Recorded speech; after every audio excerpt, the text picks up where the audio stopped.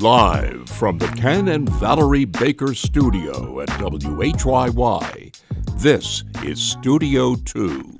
On Wednesday, December 3rd, welcome, friends, on into the show. I'm Cherry Gregg. And I'm Avi Wolfman-Arent. Tough topic alert.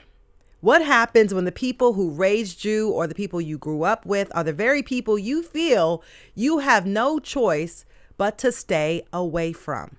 Today, we're talking about family estrangement because it feels like more Americans than ever are going no contact with their parents, siblings, or a family member. And recent data seems to back it up. A Cornell study finds 27% of adults are estranged from a family member. And Oprah Winfrey recently did a podcast on this very topic, and it lit up social media. It was all over my timeline. Everybody was talking about it. So today, that's what we're going to talk about. We're going to explore whether there's been really a surge in people going no contact, and if so, what's driving it, how people actually decide to make that decision, what reconciliation could look like, and why some families never seem to find their way back to one another. We've got a psychologist who works with parents and children dealing with estrangement, and we also have someone who made the choice to break all ties with one of their parents. And we want to hear from you. This is going to be a very safe space for you today. Have you ever been estranged from family?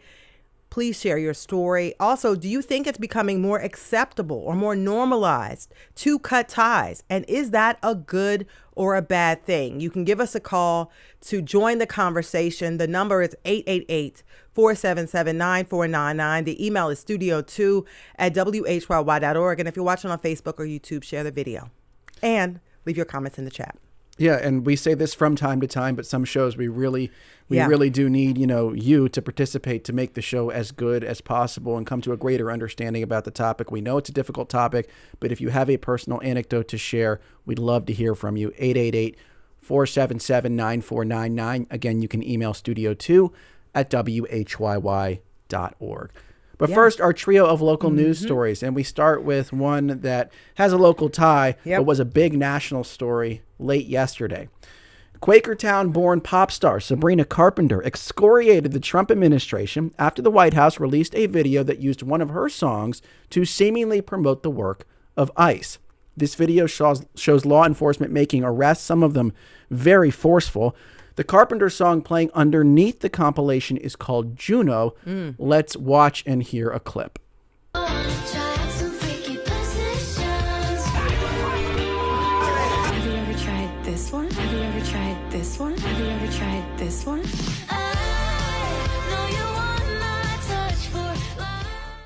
So when Carpenter performs this song live, she often makes fake arrests with novelty handcuffs, and that's the reference that the White House is playing off of in the video.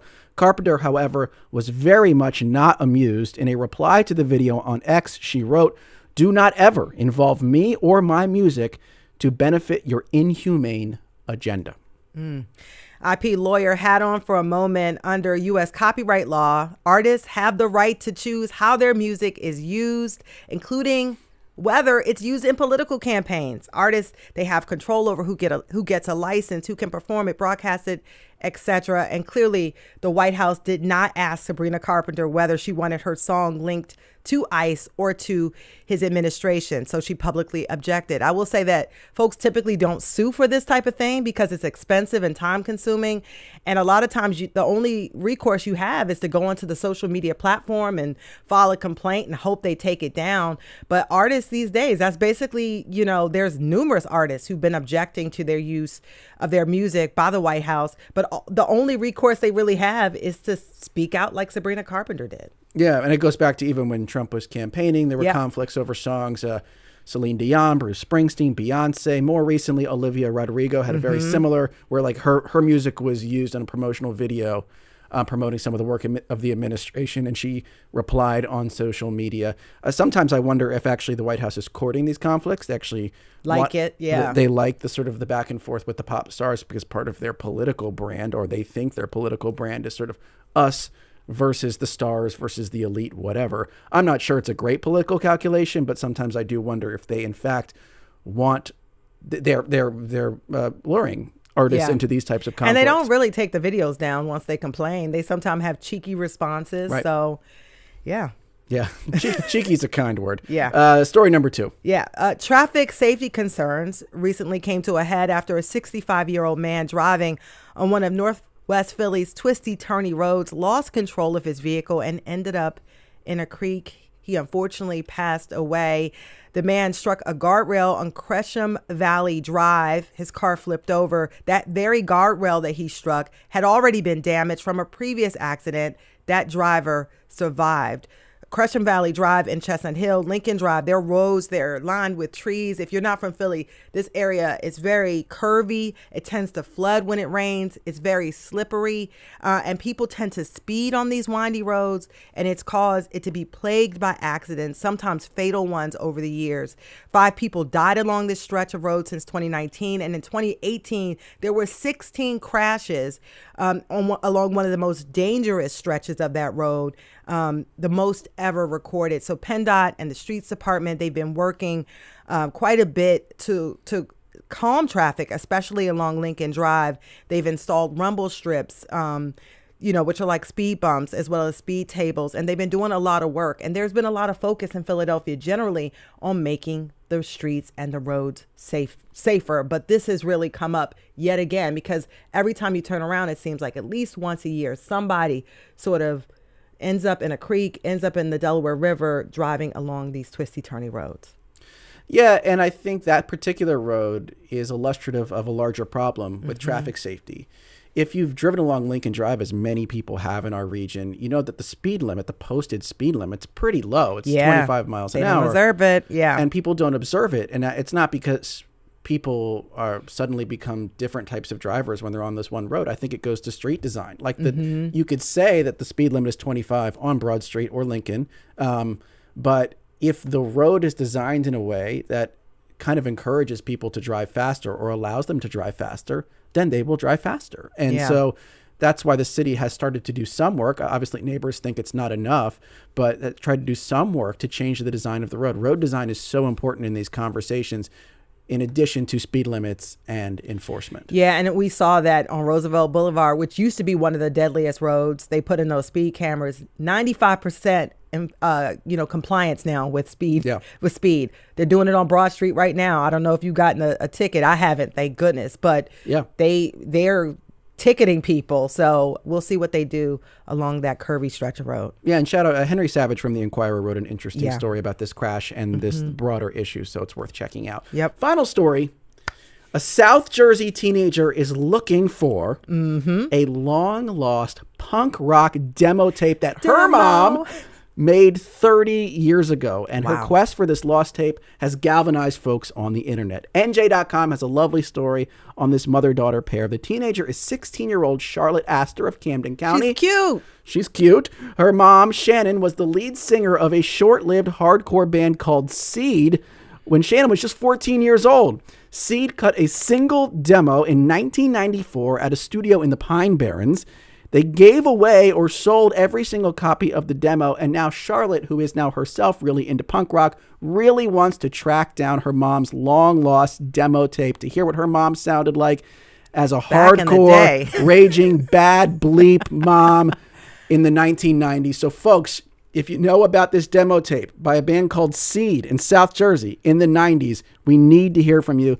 People all over the internet have now been looking for this Seed demo tape. I know. Check the basement, check the attic, check the garage. Because if you grew up in the 90s, you probably have a box of old cassette tapes that's probably dusty. Crack that sucker open if you grew up in South Jersey, and just to see if you have it. And also, bring up some old memories. Yeah. But I love this story because Charlotte has been hearing the stories about her mom being this punk rocker since she was 5 years old, and then sort of walked into the footsteps of her mom. And her mom says that she's an even better artist than she could have ever been. Yeah. And so, I wasn't into punk rock back in the day. Oh, you weren't? I wasn't, but DC area, big area for punk rock. Yeah, I was listening to go-go. Okay. But I will say this. if I was, I would definitely be looking through my cassette Sure. tapes right now, trying to help Charlotte out. The fact that the band is called Seed and this is about like a mom-daughter relationship is just so It's just perfect. The metaphor is amazing. beautiful. But it also reminds you, like,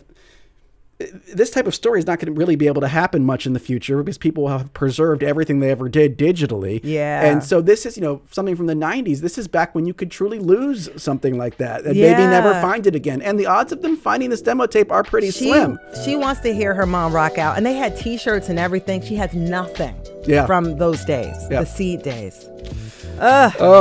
Took me years to get those souvenirs, and I don't know how they slipped away from me. We are going to talk about families, but in a very different sense coming up. We're talking about family estrangement. We'd love to hear your stories. Give us a call or an email. We'll be right back on Studio 2.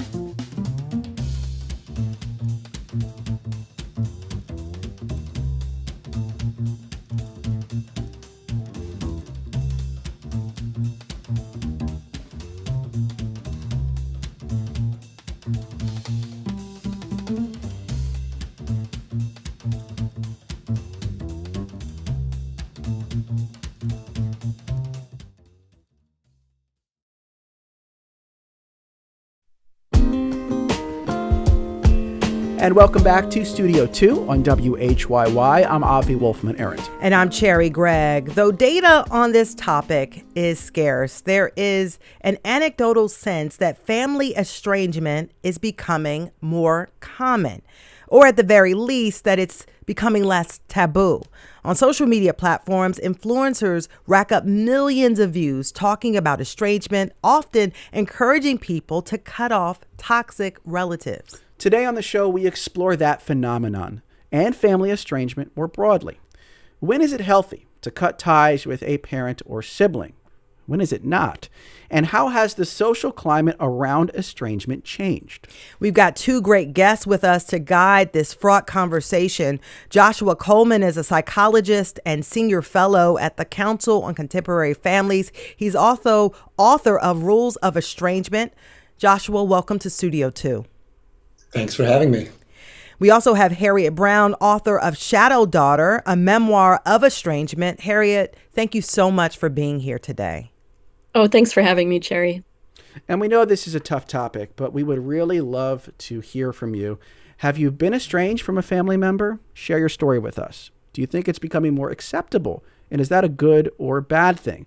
Our number is 888-477-9499. I see a couple of you with stories already on the line. Please stay on the line because we're going to get to you. You can also email studio2@whyy.org. If you're on YouTube or Facebook, drop a comment in the chat.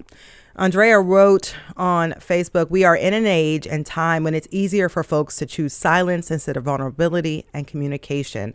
And so, Joshua, I wanted to start with you because people have been cutting ties with families for generations and generations. This is not something new, but to me, it feels like more and more people are willing to do that. Is that true? And if so, what has changed?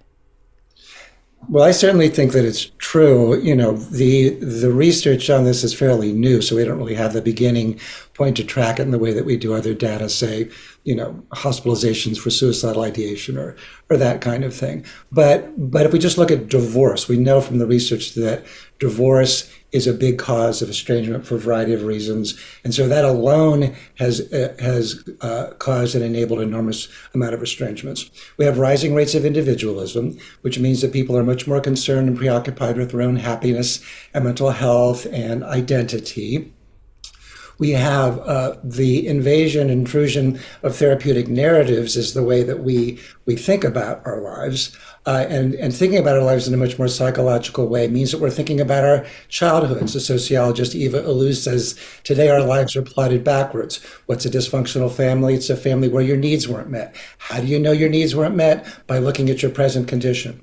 So you have a lot of people coming into therapy or getting onto Instagram or TikTok or whatever, and they're thinking, gee, I feel depressed, I feel anxious, I feel lonely, I have attachment issues. And they're being invited by the larger culture to look at their families as a primary agent or cause of those issues. And certainly, I'm a psychologist, I look at that for sure.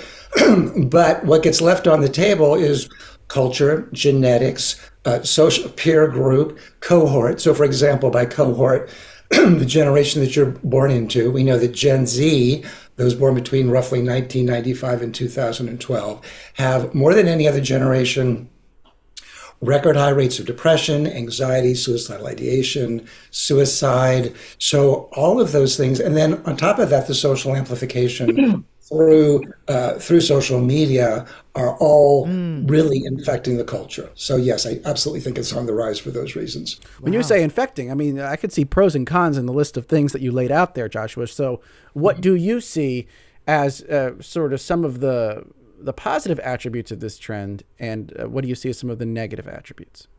Right. No, you're right. If there's a good news, bad news here. The good news is that people have the social authority to complain or to even litigate the ways that they were treated, how they felt abused, neglected, traumatized, harmed, etc., by their parents or other people. And that is a good thing. Other generations and other cultures were kind of denied that opportunity. And excuse me, some family members are truly destructive and bad for our well-being, and sometimes we're left no other choice than to end the relationship with them. So that is the upside to this. Yeah, and Harriet, we want to bring you into the conversation. And for the folks on the line, please hold on because we're going to get to you in just a moment. But Harriet, we want to invite you into the conversation because, estrangement is a thing. Many times it's an option of last resort for a lot of folks. So I want you to sort of explain your situation and why you made that choice. Well, like pretty much everyone I talk to who's ever gone through this, and I've talked to several hundred people at this point for the book I wrote and also just in the world. It is, in fact, something that we do as a last resort. Everyone I've ever talked to and myself spent years, decades, trying to find any other way to sort of have a relationship with their toxic family members. It's, I'm very sympathetic to the idea that, yes, social media can be a big driver of things. It can influence people. But in this case, I think people who estrange themselves, there's so many factors that go into pushing you not to do that, right? There's the culture, there's a lot of judgment that people still have. There's, everything around us, media sort of forwards this narrative of happy families, or at least happy enough families. And it takes quite a lot to sort of inspire people, to allow people to go against that. It really takes feeling like, oh my God, I have no choice. In my case, again, like in the cases of many people, it came down to feeling like if I did not do this, I might actually die.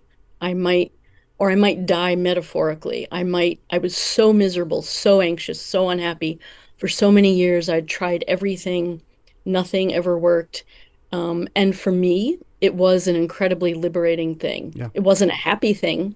It wasn't something I would blithely recommend to people. And, it was still incredibly difficult. And my mother, who was the person I estranged from, has died 13 years ago.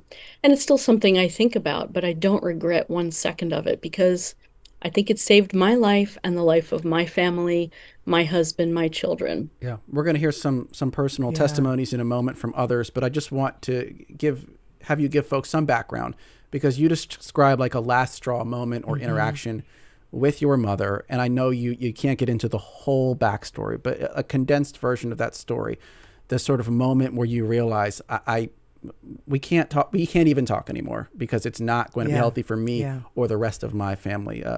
That anecdote, if you don't mind sharing, Harriet. Yeah, and it came after months, years of, back and forth trying to navigate, then silences. And it came in the form of an email exchange that we had where, my older daughter was very, very sick with anorexia, actually, almost died. And it was a time of great stress in the family. And my mother kept emailing me to say, I would like to help you. I would like to support you. And I thought, well, that's great. She's reaching out. She wants to be helpful and supportive. Let me come up with a way to bring her into this conversation, bring her into what we're going through emotionally. So I said, you know what, Mom, it would be great if you could help me research high calorie recipes. I really need more of those to add to the rotation. I didn't really need that, but again, I thought it was lovely that she wanted to be supportive. That was your olive branch, essentially. Was like, this is a way you could help. Right. And I was hopeful. And immediately within an hour, I got back an email from her, a long email saying, there's a lot of things I've wanted to say to you for a long time. Isn't it ironic that your daughter, hates her body, and this is an issue that you write about as a journalist? You're very formidable. You're very overbearing. I don't think it's a coincidence. Basically just blaming me for what was happening with my daughter. And I was sitting in my chair in front of my desk reading this email, and I literally heard something break. I heard this breaking sound. And that was it for me. That was the last straw. At that point, I realized there was nothing. It wasn't about the past. It wasn't about old grudges I was hanging on to. It was about what she was doing right in that moment. And then I couldn't have her in my life anymore. And that was it. You say now, upon reflection, and your mother's now been gone for many years, but on reflection, you don't regret the decision. But were there moments afterward that were very, very difficult? Maybe it was a moment you just wanted to send her an email about a random thing, or there was a holiday. Were there moments of difficulty afterwards that you remember, or did you feel like there was just forward momentum after that, and there wasn't as too much, looking back on your part, or even regret in the moment? That's a great question. What there were moments, and I still have these moments where I feel like I really wish I had had a mother who loved me for who I was. I really, really wish that. That I regret. My only regret about estranging from my mother is that I didn't do it 20 years earlier, honestly. Wow. And so we're going to bring in a caller now to the conversation. We have Lisa from Newtown on the line. Lisa, you're on Studio 2. We'd love to hear your story. So we had someone that came to live with us when I was quite young. My father kept in contact with her. I referred to her as my sister frequently. And one day my dad came home and said that they were getting married. No warning, no nothing. That was hard.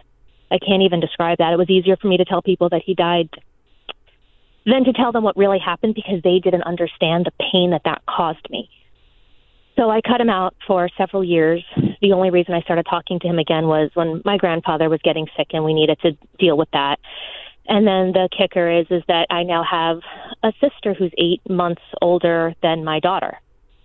And I don't think it's fair for either of them to not have each other because of what my father and I have. So I keep in touch with him for that. And I do want to be clear that I love my father a lot and I miss him tremendously. But some decisions that he made just can't be undone, I guess. Yeah. Thank you so much for That's sharing Lisa that, from Lisa. Newtown. To everyone who's been offering their stories, just want to thank you in advance. I know it's difficult to talk about, but I think, one thing that Lisa's story brings up, Joshua, is the idea of a single transgression that is sort of so galling that it's really just difficult to look past. I'm curious how often that comes up in the work that you do, because I could see it being as common or less common than just sort of like a build up and a sort of, straw that broke the camel's back pattern. Like, how often do you see like one really sort of egregious unforgivable sin versus like the build up and the pattern? Well, I think that some things are hard for the adult child to kind of forgive or make sense out of, and it can really turn the relationship on its head. And fathers in particular are very vulnerable to an estrangement after a divorce and after they remarry, particularly in gray divorces when parents are over the age of 50 or 60. One study found that something like 26% of fathers are currently estranged from a child. So I think that it certainly can happen, and that might be an example of something. But I think it also highlights that, I'm often asked by journalists, well, at what point is it, should somebody estrange themselves? Yep. And I'm always willing to answer that question, but I think we also have to think about it from the perspective that estrangements are a cataclysmic event in a family system. Yeah. Is it typically just the parent and the adult child that's being cut off? Siblings, some line up in support of the parent, others line up in support of the siblings. Grandparents typically get cut off of contact with their grandchildren when there's an estrangement, which can be a tragedy both for the grandparents and the grandchildren. So my mission is to really encourage us as a society to sort of look at the big picture here, not just look at ourselves as kind of individuals. Is this good for me? Is this bad for me? But how is it going to affect everybody around us? And if I may, I want to circle back to, can I just say one more thing? Yep. Sure. Okay.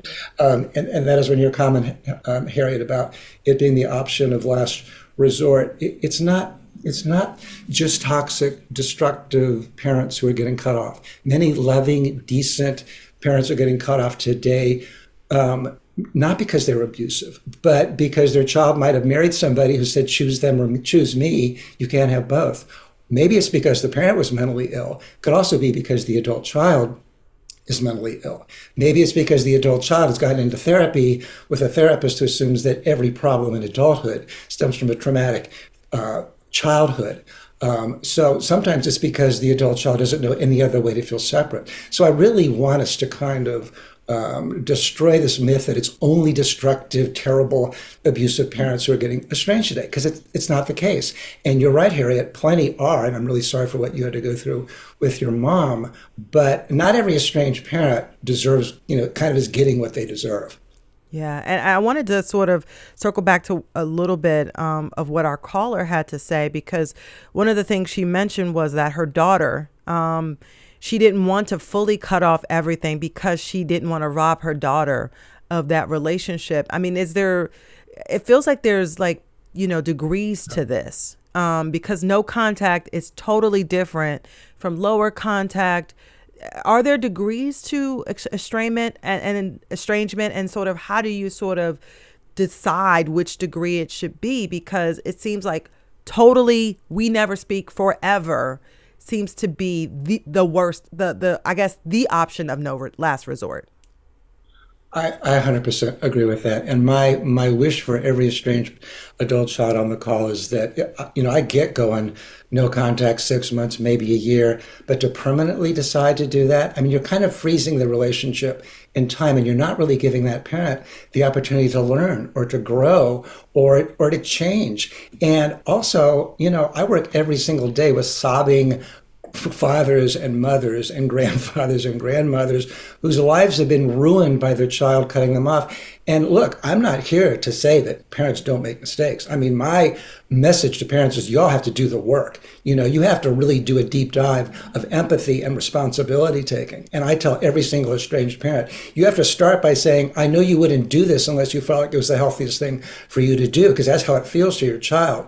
So you can't defend, you can't explain, you can't blame. You have to find the kernel, if not the bushel of truth in your child's complaints. But on the adult child side, I really would like to see more of an attitude that, okay, I may need to do this for a while. I may need to send a shot across the bow to let my parent know that they really need to change. But I'm going to look back at it. I'm going to come back in a year or so and say, well, did you do therapy? Are you willing to do family therapy? Have you thought more deeply about the things that you do that really are deeply hurtful or shameful or humiliating or frightening to me? Because if you're not, I'm going to go back out for another 6 months to a year.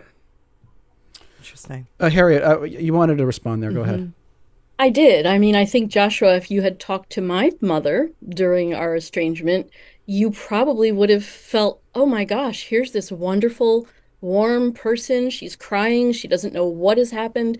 She would have said to you, I have no idea why my daughter has estranged me, even though I had told her 10,000 times in 10,000 ways. So I guess my point is, you cannot know from the outside what is actually happening in a relationship. You cannot know what the dynamics are or how people are feeling.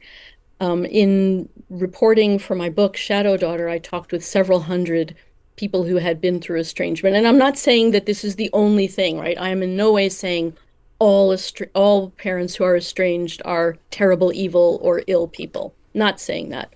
There's a range of things that happen.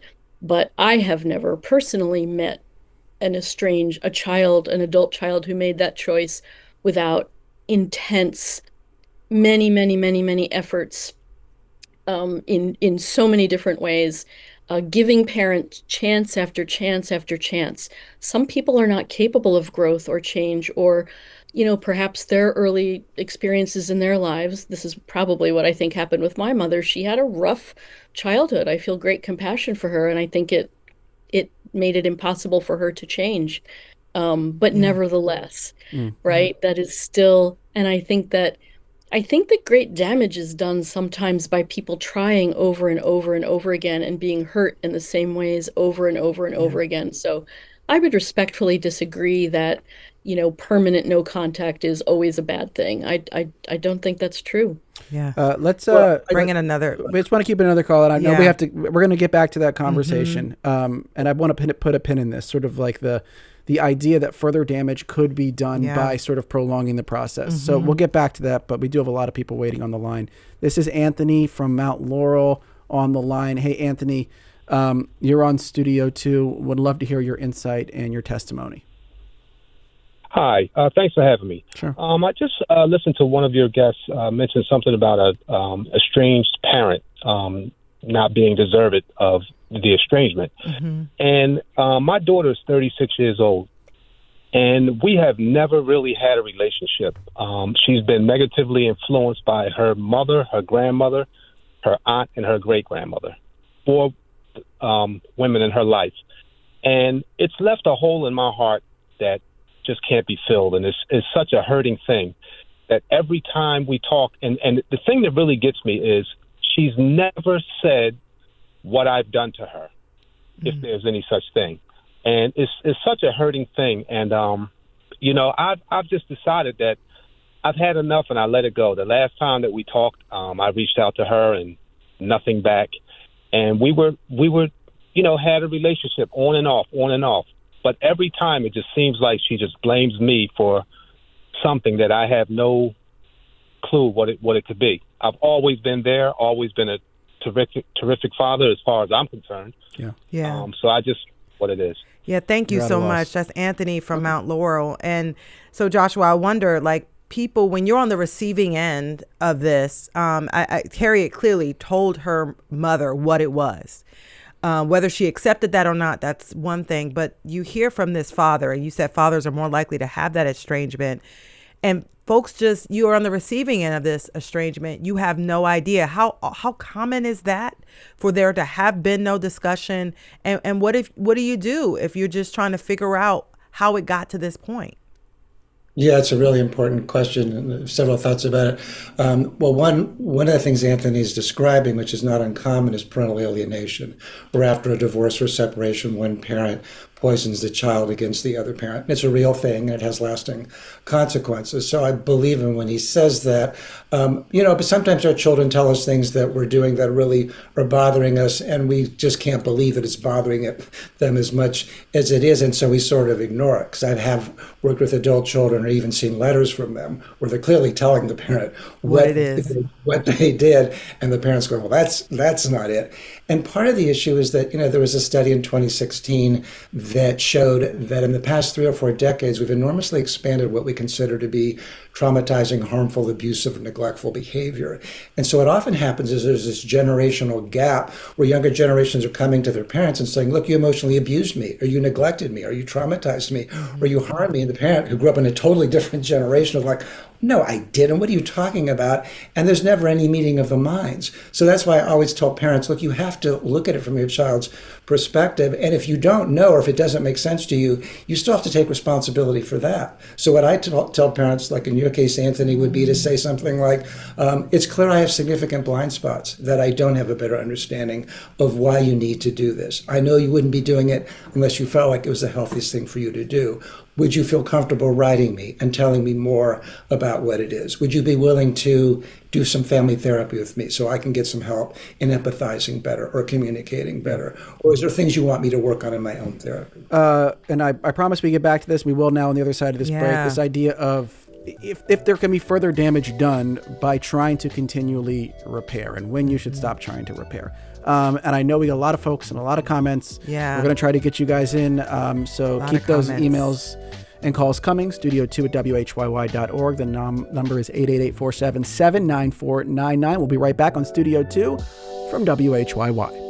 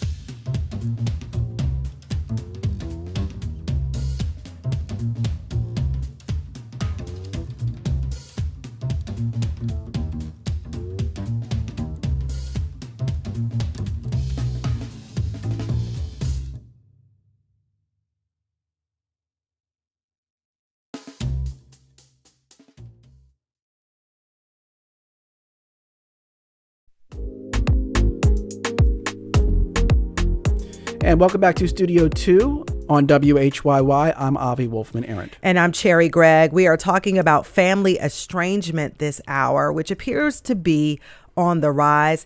But how do you know if no contact is the right thing to do? Our guest is Joshua Coleman. He's a psychologist in private practice and a senior fellow at the Council on Contemporary Families. He's also the author of Rules of Estrangement. We also have Harriet Brown, author of Shadow Daughter, a memoir of estrangement. We'd love to hear your stories and your thoughts on estrangement. Have you been estranged from a family member? Do you think it's becoming more socially acceptable? And is that a good or a bad thing? Maybe a little bit of both. Call 888-477-9499. You can email studio2@whyy.org. YouTube, Facebook, drop a comment in the chat. Wanted to read this quick comment from Anonymous, who said, one aspect of estrangement that is seldom discussed is what it's like to be caught in the middle of an estranged family member situation. I am the middleman in 2 estrangements in my family. The situation is complicated by the presence of an aging parent and a nephew, both of whom deserve the attention of all family members, but don't get it because of the deep animosities. Wow. That goes to this bigger question we were talking about, Joshua, which is there is collateral damage in this. We all understand. And there is, I think you can make the argument in either direction. Like, you want to continue to try to repair the relationship so that you can mitigate that damage. Or you can mitigate that damage by saying, look, this is over. We all put it in the past and we move on with our new family structure. I do think it's genuinely difficult to determine which way you should point your arrow when you're in the middle of one of these situations, as that anonymous emailer is. What advice can you give? Well, I mean, if you're the person who's considering cutting off the parent in particular, I would just want to make sure that you've really taken the time to let them know very specifically what it is that bothers you about them, and that you do it in a way that they can hear. The marital researcher John Gottman said conversations end the way that they begin. And I see a lot of estranged adult children writing their parents and saying, well, I learned in therapy that you're emotionally immature, you're a narcissist or whatever, and you're never going to get a good productive response from your parent. It's better to start with saying what you like or value or appreciate about them, and then let them know the things that they do that are really hurtful or even damaging to you, and give them plenty of runway and saying, look, if this continues, I just don't see how I can be in a relationship with you, and then, be willing to revisit it in 6 months or a year later. But, often the work that we have to do to work with family members is internal work. Sometimes we haven't really gotten resilient enough to be able to tolerate the way that family or anybody else in our lives are difficult. And that's why I think it's this kind of a problem in our culture, in society that we're always talking about, who's a narcissist, who's a gaslighter, who do we need to set our boundaries with? And we're not really being coached to talk about, well, how do you resolve conflict? How do you have difficult conversations? What are you bringing to the table? How are you making it difficult for the person to give you what it is that you want them to give to you? Yeah. Let's bring in another caller. We have Marie from Abington on the line. Marie, you're on Studio 2. What is your story? My story is that I'm estranged from my mother after, who was a very abusive mother, emotionally, verbally, physically. And I left shortly after my 18th birthday. I think both your guests make great points. I'm also a therapist, a clinical social worker and a therapist. Came to therapy later in my career, have had years of therapy myself. I think both your guests have made great points, but it's like Harriet is speaking my life.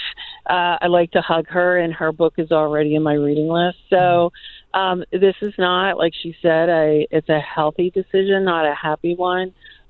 There's a lot of fallout within the family, and it's very hard to go all contact. I opt to see my mother, by the way, who was the gatekeeper for my dad when he was sick with a very long chronic illness. So after he died, it was easier to go with the no contact, because otherwise I would have had no contact with my father.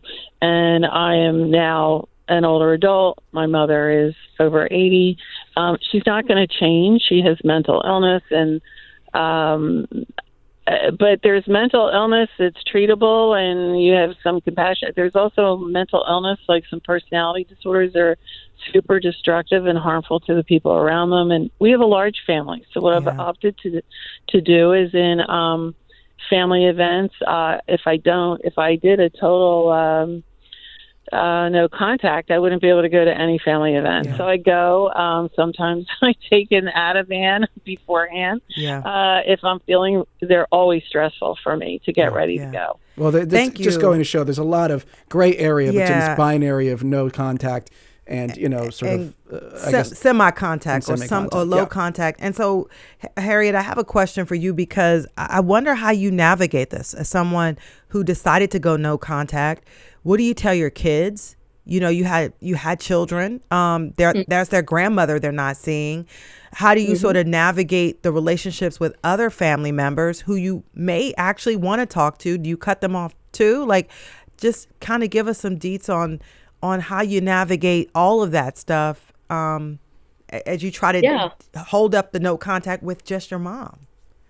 It's very complicated, as people have said, and we talk about a spectrum of estrangement, and for most of my life I was on the spectrum with my mother, right? Kind of like our caller. I would go to family events, just try to avoid any kind of conflict. I facilitated my daughter's having a relationship with her, but because of her perhaps personality disorder, I really don't know, She basically screwed the pooch with both of them. I sent my younger daughter down to Florida for a weekend with my parents when she was 12, and within an hour, she was on the phone with me crying hysterically. I need to come back. I can't be here with this person. So Wow. I did everything I could to facilitate that. My mother, like our caller, was the gatekeeper for my father, so I didn't have a relationship with him either, not by my choice, but that was the choice that he made and that they made together. So yeah, it's really, really complicated. At the end of the day, I think when you've got someone who's so toxic and so unable to listen or grow or learn, people, I became the person in the family who was willing to say all that. Everyone knew it, but I was willing to say it. I was willing to draw the line. And I think that it did cost me relationships in the family, and that I am sad about, but Yeah. still no regrets. But yeah, families are systems and it's very complicated. And I do feel bad I feel compassion for everyone on all sides of this, but I think sometimes you have to do what you have to do to protect yourself. Yeah. We've been talking, look, family is a universal concept, and these types of strained relationships exist in all cultures. But we've been talking about how much of this could be informed by culture, and some of our commenters are wondering about that as well. Akram says, I'm an Arab immigrant who grew up in the Middle East.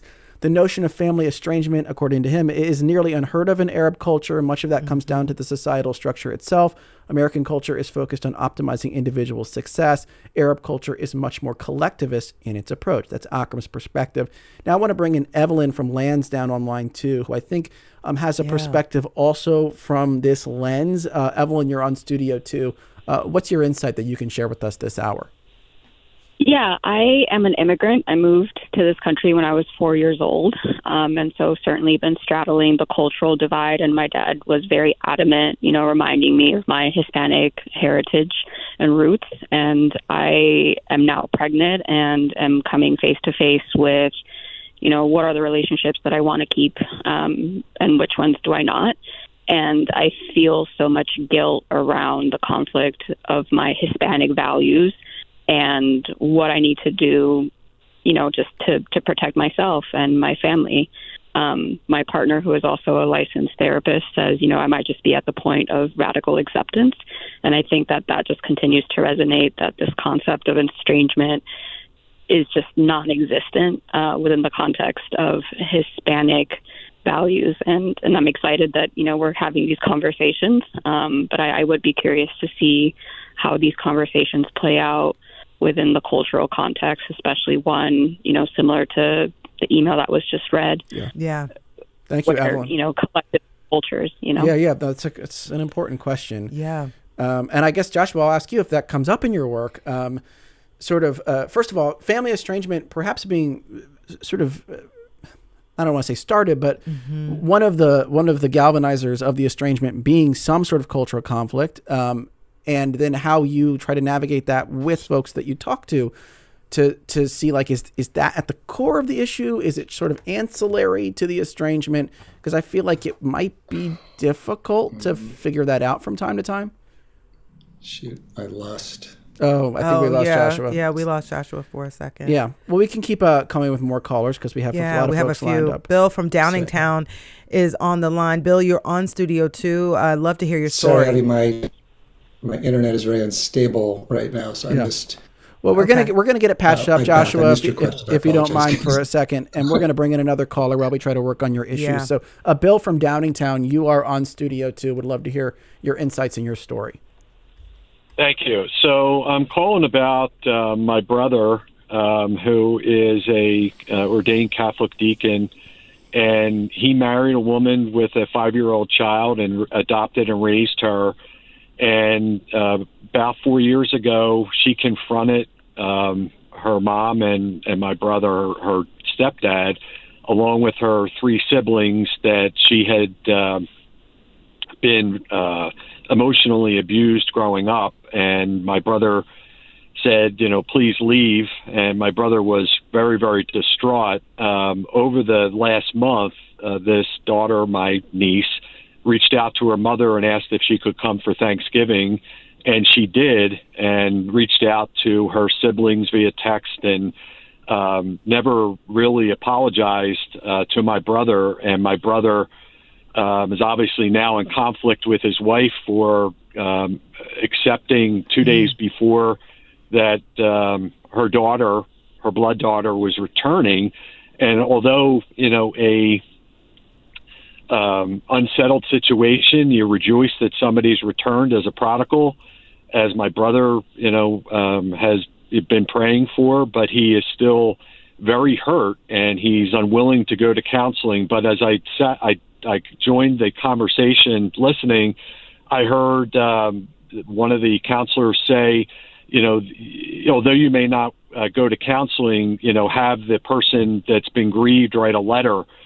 So, it's a sticky situation, and we're just trying to pray for, forgiveness and reconciliation, but it's still now turned a prodigal daughter's returned, and now you have a marital conflict that is in deep stuff now as well. Thank you. That's Bill from Downingtown.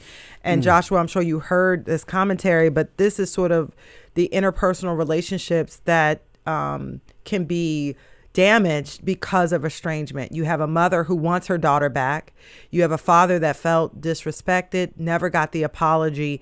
How do you sort of navigate that? Because a lot of times when you have a mom and dad, the women are more likely to want to work things out.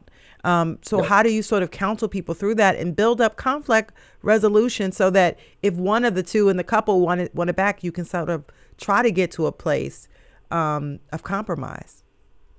Yeah, it's really a common gender difference that moms are basically, in general, not all moms, but in general, mothers are willing to kind of walk over hot coals towards a reconciliation, and dads, aren't typically as willing to do it. And it's kind of tied in with men's ideas of authority and masculinity, and the idea that the child has to earn their way back in, which I think is a mistake. From my reckoning, it's incumbent on the parent to do the work towards reconciliation, to make amends, to be the bridge back into the family, to understand if this child, I couldn't hear all of the question because of a Wi-Fi issue, but if the child was accusing the parent of being emotionally abusive, to understand why the child is saying that. But it does become a couples issue, and it can divide couples. And I think that it should, in that case, it can break up a marriage, or it can certainly worsen it. So I think that couples should get into therapy at that point, because of the kind of cost it can have on the marriage.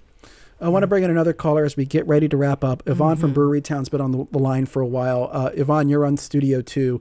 What would you like to add to the conversation in maybe just a minute or less? Sure. I'm actually in the process right now, still trying to deal with my mother. She also had a tough childhood. She grew up in Rotterdam during the war, and she's just really not a very happy person. She can be very bitter, and it's difficult to try to make it a nice situation with her. It's just always really challenging, and I don't want to, estrange myself from her, but I just don't know where to go to try to make it better. And maybe we can get some advice. It's hard. Thank you so much for that, and that open, honest, and raw question. And I loved at the beginning of that call, Yvonne saying, I kind of understand, or I think I understand where this is coming from. You grew up in a war. And it was hard. Yeah. But still, I don't really know what to do. We are closing now, Joshua and Harriet, but I don't know how you would both try to counsel that situation. I'll start with you, Harriet, and then Joshua real quick. It seems to me that Yvonne is where she needs to be, which is feeling empathy for her mother, but struggling with the actual interactions. And my guess is, that, Yvonne, that you're already doing what you need to do, and that it's a question of just accepting the feelings, that it's never going to feel wonderful or easy, but that it's your mother. Yeah, we have about 15, 20 seconds, Joshua, real quick.